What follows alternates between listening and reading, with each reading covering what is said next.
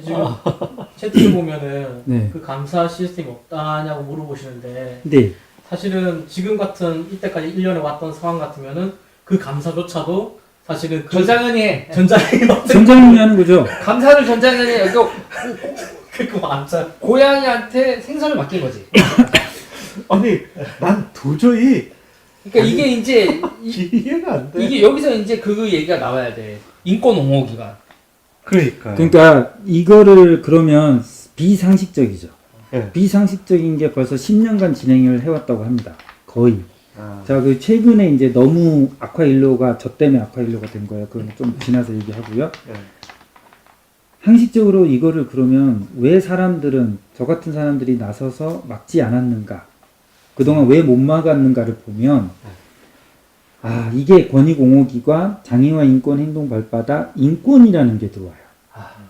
이거를 첫 번째 이해하려면 아까 발달장애인 아까 얘기 드렸죠. 무용고자라고. 예.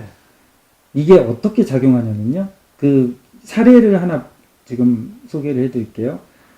최근에 저희 이용자 부모회에서 시설에서 고환이 파열되신 분이 발견이 돼서 아, 예. 그거를 경찰에 고발을 해서 사건을 조사하고 있습니다. 예. 시설에서. 시설에서. 예. 자, 근데 그 시설 안에 CCTV가 없어요. 예. 그 다음에 동료들은 다 발달장애인이에요. 뭐 무슨 일이 벌어진 건지 상황 설명을 제대로 못 하겠죠. 사타구니 사이에 파랗게 멍이 들었어요. 누가 보더라도 외력에 의한 폭행에 의한 고환 파열의 가능성이 굉장히 높죠. 그죠? 근데 자 보세요. 어떻게 찾아? CCTV 없죠. 그 다음에 동료들은 당연히 아무 말도 못하는 발달장애인이야. 그리고 종사자가 24시간 완전히 붙어있는 체계도 아니고 그리고 만약에 종사자가 가해자라 그러면 종사자는 절대 안 했다고 하겠죠.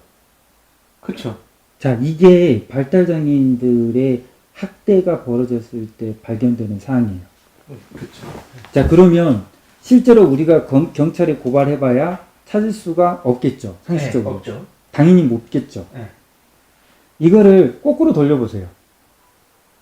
어떤 시민단체가 들어와서 아니면 어떤 인권조사단체가 들어와서 이거를 종사자가 폭행했다고 한다 그러면 네. 그 종사자는 이게 아니라고 어떻게 주장을 할 수 있죠? 억울하네. 그렇죠. 몰릴 수가 있네. 방법이 없어요. 방법이. 마녀 사장을 당할 수가 있어요. 이거를 알고 2005년도에 전장현이 만들어질 때 가장 먼저 만들어진 단체가 장애와 인권 행동 발바닥이라는 인권 조사 단체예요. 2000년 초반이죠. 2005년. 2005년. 네. 설립일이 2005년이고 그때 설립 멤버가 지금 프리엘 이사장이었던 박숙경, 김정아 이쪽이에요.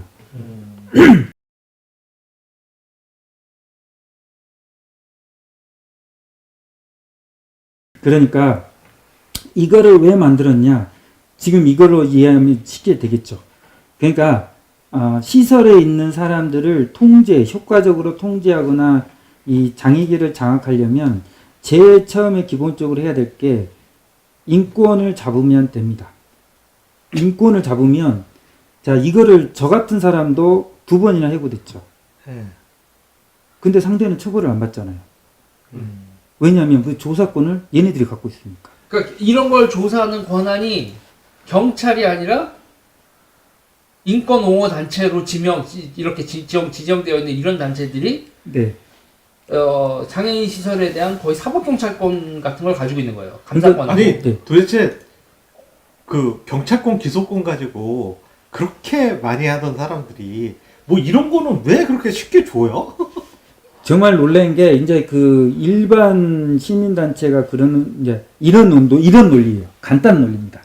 자, 장애인이 스스로 의사표현을 못해요. 그죠? 예. 그럼 누가 의사표현을 도와줘야 되죠. 그렇죠. 이게 이 논리의 끝이에요. 그걸 도와주는 게 권익옹호기관이고, 그러니까 그 권익옹호기관, 이 인권단체한테 그 조사권을 주는 거예요. 아니 저는 원래 이렇게 된다고 생각을 했었어요. 지금 말씀 듣기 전까지는 그 사람을 도와줘가지고 표현을 해줄 수는 있죠. 상황을 설명하고. 근데 최종 결정은 검찰이라든지 경찰처럼 수사기관이 해야죠. 그러니까 그 사람을 장애인을 누가 도와줄 수는 있어. 그래가지고서는 그 상황을 설명하고 뭐 이런 거예요 이렇게 얘기를 할 수 있어. 그건 뭐 가까운 사람이 그렇게 할 수 있는데, 그러니까 예를 들어서 내가 뭐 어린애라서 법적인 그게 안 돼가지고서는 얘가 뭐 중요한 사건의 증거를 알고 있고 뭐 봤다 그러면 부모랑 같이 와가지고서는 증언을 할 수는 있지만은 얘가 어린애니까 그거를 갖다가 부모가 알아서 해라라고 말하진 않잖아. 어떤 법적인 저거를 할 적에.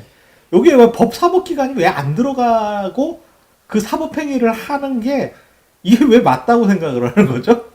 그러니까 이거를 맞다고 틀리다라고조차도 얘기할 수 없었던 게 이쪽이라고 보시면 돼요. 그리고 그러니까 너무 인권을 갖다가 너무 성저거하게. 여기서 또 이제 꼭 체크를 해야 될 포인트가, 그럼 그런 활동가들 준사법권을 갖는 우리는 경찰 되려면 시험 봐야 되잖아요. 뭐 검찰 되려고 해도 시험 봐야 되고 수사관 되려고 해도 시험 봐야 되는데, 그러면 이거를 일단 일명 활동가들이죠. 예. 이 활동가들이 어떻게 양성이 됐냐는 얘기예요. 그게 골 때립니다 또. 네, 이게 아주 골 때리는데 그 장애인 권익연구소에서 위탁을 받아요. 국가로부터, 지자체로부터 위탁을 받아서 이 권익 옹호기관을 운영을 하는데 이게 사단법인입니다. 사단법인이에요. 그냥 내가 뽑으면 돼요. 그리고 이제 우선 양성교육. 그렇죠. 양성교육 자기들끼리 하면 되죠. 자기들끼리 양성교육. 그러면서 자격증 그냥 뭐 만들어가지고 하면 되는. 아니요, 자격도 없어요. 당연히 없죠. 자격증이 어떻게 있어요. 그리고 이제 너는 원장을 차고 장애인 시설들 돌아다니면서 너가 슈퍼 갑이 돼서 조사를 하고 다녀라. 이러니 누가 전장현을. 야, 이게 전장현 되게 좋은 데네. 장난입니다. 어마어마한 이게 권력이 여기서 나옵니다. 권력이 여기서 이게 이런 권력을 그렇죠. 노무현 때 준 거죠. 법을 만들어서 열린우리당이. 그리고 나서 2015년도에 이게 그 법안까지 만들어지면서 완벽하게 돼서 이게 이렇게 돼 있어요. 장애계에서는 저희가 장애인 학대를 발견하면 신고 의무자로 법적으로 돼 있거든요. 예. 신고를 하지 않으면 300만 원 과태료까지 맞아요. 그래서 예. 무조건 신고를 해야 됩니다. 근데 신고 기관이 두 곳으로 정해져 있어요. 경찰서와 권익옹호기관. 예. 저희가 이번에 그 고안이 터진 사람에 대해서 신고를 경찰서로 하러 갔더니 경찰서에 이렇게 얘기합니다. 권익옹호기관이었는데 우리한테 왜 하냐고. 경찰서는 아예 손을 놔버렸군요. 그러니까 두 개가 형식적으로는 두 개가 있는데 실질적으로는 권익옹호기관이 다 하는 거죠. 경찰들이 손을 놨네. 야, 진짜. 그래서 저희가 이번에 변호사까지 사서 경찰하고도 싸울 정도예요. 신고를 두 군데로 하게 돼 있고 경찰에도 공식적으로 장애인을 돕는 사람들이 있어요. 이런 수사를 할 때 성범죄자 도와주고 하듯이 장애인 도와주는 사람도 당연히 있거든요. 그러면 경찰이 신고를 받았으면 장애인 도와주는 사람으로 해서 조사를 하면 되는 거고. 그렇죠. 그 다음에 저는 이제 장애인 권익옹호기관이 이 정도로 돼 있다 그러면 인권위가 해야 되는 거잖아요. 뭐 인권위가 마음에 안 들긴 하지만 어쨌든. 그렇죠. 그러니까 공식적인 기관, 국가기관인 실제로 공무원이 근무하고 있는 이 수사관이 근무하고 있는 인권위가 있어요. 그 인권위에도 이인관들이 들어가 있잖아. 뭐 그렇긴 한데 거기는 그래도 그 자기들이 사법권을 교육을 받았거나 그다음에 실제로 사법권을 가지고 있다는 걸 인식을 하고 있기 때문에 이 사람들은 굉장히 디테일하게 조사를 한단 말이에요. 근데 실제로 저희는 이 권익옹호기관이 들어와서 저희 노조원 2명이나 해고를 했어요. 이런 식으로 합니다. 장애인을 꼬드기거나 장애인한테 뭔가를 대가를 주기로 했는지는 몰라요. 장애인이 어느 날 저희 노조원들을 공격을 해요. 자기 자립을 막는다고. 그리고 막 쌍욕부터 해서 막 공격하게 만들어요. 그러면 견디지를 못하잖아요. 종사자가, 노조가. 노조만 특정해서 공격을 하니까. 그래서 싸움을 해요. 옳다 됐다. 그거 바로 고발해요. 그러면 그때 권익옹호인이 딱 들어와요. 당신 욕했잖아. 그럼 끝이에요. 자, 이거 경찰에 가면 기소 되겠어요? 안 되죠. 지금 연주생 트라우마보다. 기소는 안 되는데 해고는 됩니다. 그러니까 이게 내가 여지껏 살면서 반백년 살면서 이 대한민국이라는 거에 어떤 뭔가 믿음이 있잖아요. 뭐 아니 내가 교통사고를 당할 수는 있지만 그렇게 하더라도 그러면은 내가 그 구급차로 이송될 거고 치료받을 것이고 그렇죠. 그런 뭐 믿음이 조사는 공정하게 될 거고 네. 뭐 이런 믿음이 있잖아요. 뭐 대단한 사람이 뭐 얽히지 않는 한. 근데 여기는 완전히 버려뒀네요. 그냥 국가가.